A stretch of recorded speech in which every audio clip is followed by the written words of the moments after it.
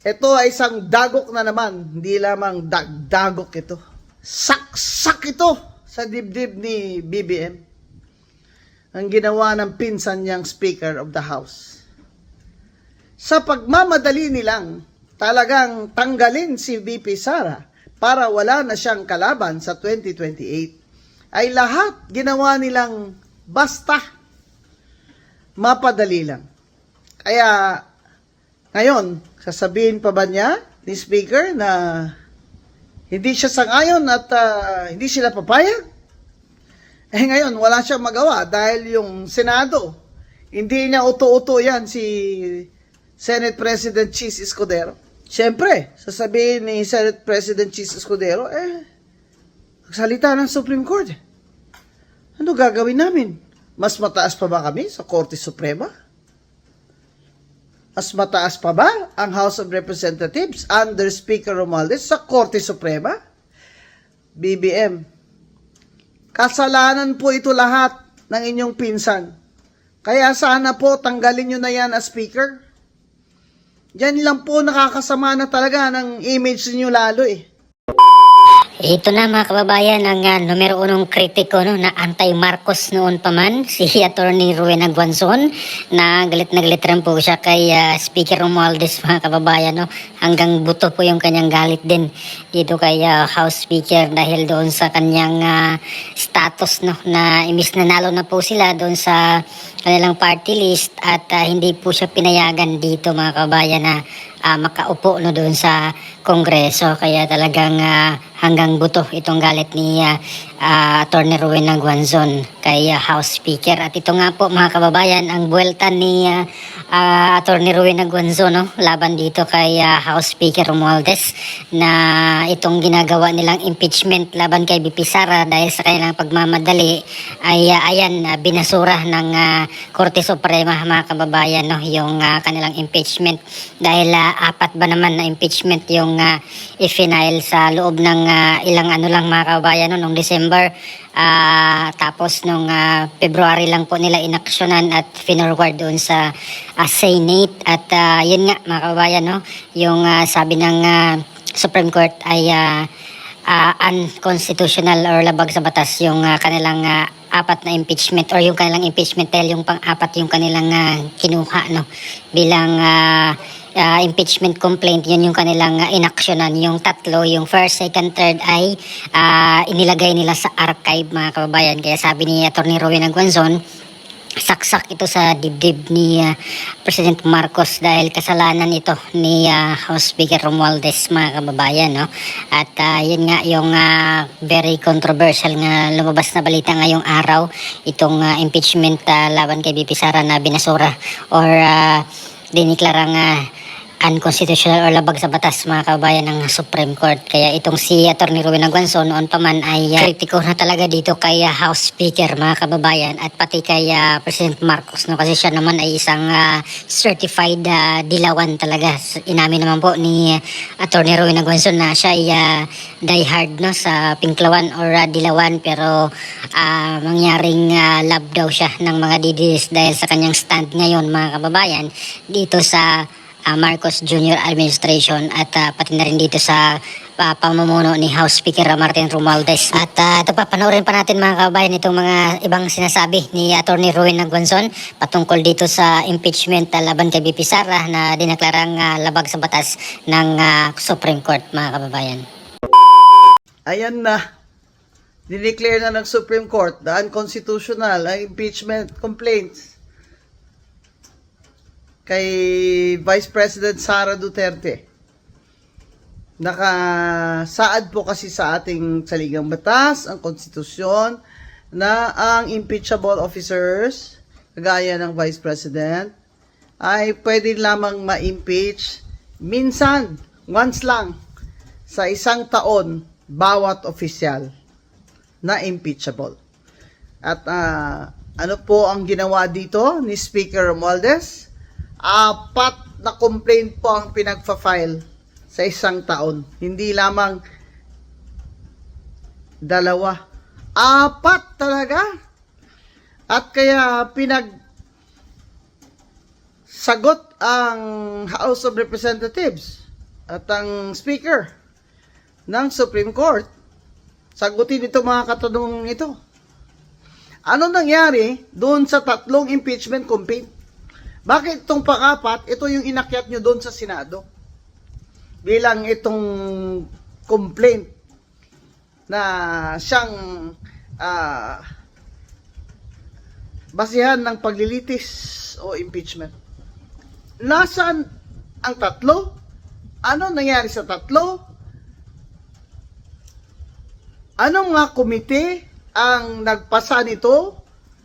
Sinabi pa ng Supreme Court, sagutin ni Speaker. Nabasa ba ng lahat ng congressman at congresswoman ang impeachment complaint na yan bago nila pinirmahan? Di ba may narinig tayong mga haka-haka dyan, pero palagay ko totoo yun, na pinatawag daw ang mga congressman na mga majority, mga congressman na under the thumb of Speaker Romualdez, pinatawag daw at doon sila nagpirmahan. Yung mga hindi pumirma, yun yung hindi pumunta o hindi pinatawag. Kaya, ang tanong ng Supreme Court, nabasa ba ng lahat yung impeachment complaint na yon? Yung pang-apat ha, bago yan pinirmahan ng mga sumang-ayon? Hindi na po sumagot.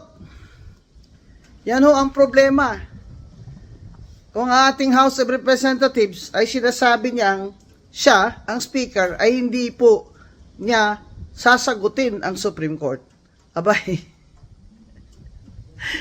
ngayon ka lang makakita ng sabi democratic na bansa na ang House of Representatives ay ayong sumagot sa Supreme Court.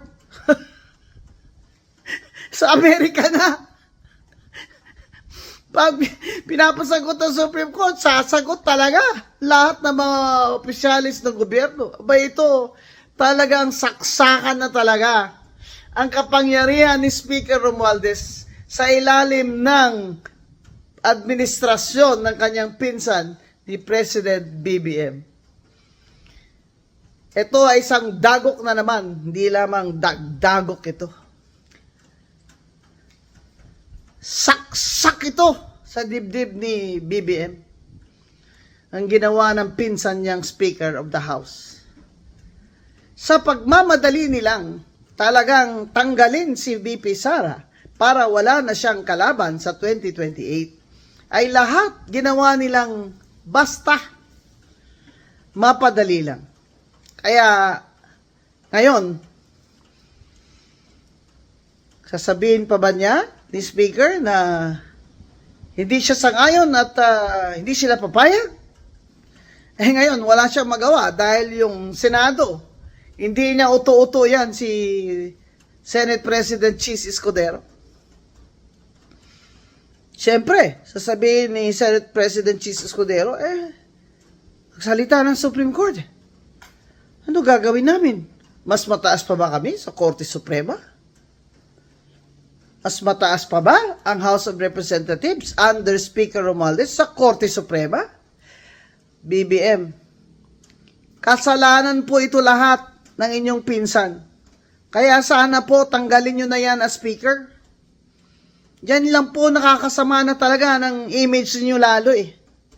Kasi lahat ng ginawa niya, simula pa dun sa budget na institutionalize na yung lahat ng mga ayuda doon. At ito na nga mga kababayan, no? Ang dami na pong mga nagsalita mga kababayan, no? Yung mga anti-Duterte na mga tao, gaya po ng itong si Chiljuk, no? Si Laila de Lima, at itong mga representante ng Makabayan Black ay talagang ang ingay na po nila mga kababayan, ang bilis po nilang nakagawa ng mga statement, no? As in, binatikos nila mga kababayan itong desisyon ngayon ng Supreme Court na labag sa batas itong impeachment case laban kay VP Sara. Na una nang nagsalita si Laila de Lima na questionable nga daw po mga kababayan itong desisyon na ito, pati si Chiljuk, no? Talo daw ang taong bayan, yung mga representative ng Kabataan Party List nagsalita rin mga kababayan, maging si Senator Risa Hontiveros. At ito naman mga kababayan, sabi ni Senator Joel Villanueva ay kahit daw po ganun yung desisyon ng Supreme Court ay itutuloy pa rin daw mga kababayan ng Senado itong impeachment trial, which is kinontra naman din yan ng ibang mga senador mga kababayan, no? Kagaya po ni Senator Bato de la Rosa na na-appreciate or winelcome no itong desisyon ngayon ng Korte Suprema, maging si Senator Jinggoy Estrada mga kababayan. So respetuhin na lang itong desisyon ng Supreme Court na ito. At pati nga po itong si dating senador at naging Senate President na si Franklin Drilon mga kababayan, siya po ay kilalang dilawan po talaga mga kababayan, no? Pro Aquino po talaga yun. At sinabi niya na ganon din yung kanyang nakikita dito sa impeachment mga kabayan, na magkakaproblema nga no, dahil sa technicalities at hindi pwedeng ituloy ng Senado itong impeachment trial dahil magkakaroon daw po ito ng constitutional crisis mga kabayan, kumbaga magbanggaan itong Supreme Court at itong Senado dahil sa desisyon na mismo no, nagsalita na itong Supreme Court na labag nga sa batas yung impeachment trial. Kaya wag na lang daw po nilang ipilit no, ng Senado na magkaroon pa ng impeachment trial mga kababayan. At yun, hintayin na lang nila itong next year mga kababayan. Pwede na silang mag-file ulit ng panibagong impeachment case laban kay BP Sara sa February 6 mga kababayan onwards, no? So sa ngayon hindi po sila pwedeng mag-file ng another impeachment kasi pasok pa rin yan sa 1 year ban. Saad nga po sa ating konstitusyon na bawal pong mag-file ng impeachment sa loob ng 1 taon, dapat isa lang mga kababayan. So yung ginawa po nila na apat, no? Apat agad, yung first, second, third ay hindi po nila inaksyonan, inignore lang po nila, no? At hinintay pa yung fourth impeachment at doon pa sila kumilos. Kaya sabi ng Supreme Court ay labag ito sa batas.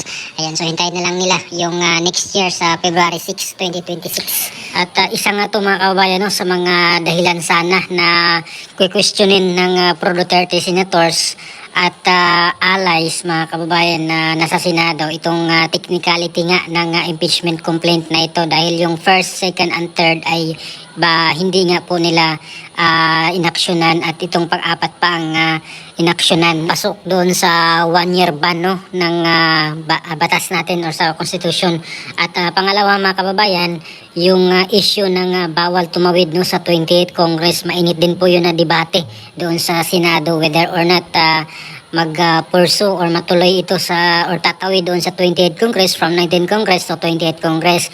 Yan po yung pangalawang argumento mga kababayan, pero hindi na po tayo aabot doon dahil ito na po ang Supreme Court nagdesisyon na labag sa batas nga in the first place itong impeachment complaint laban kay BP Sara Duterte. At yun nga po yung pinaghandaan din ni Congressman or now Senator Rodante Marcoleta na harangin itong impeachment complaint mga kababayan, kasi alam niya talagang from the very beginning na may issue talaga, may problema at hindi po talaga ito legal or hindi po ito nasunod sa batas or sumunod sa tamang proseso mga kababayan.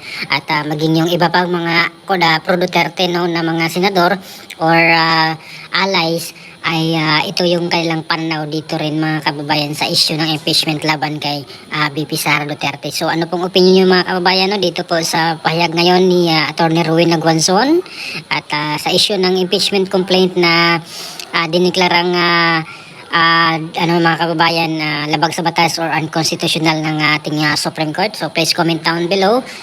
Maraming salamat. God bless po sa ating lahat.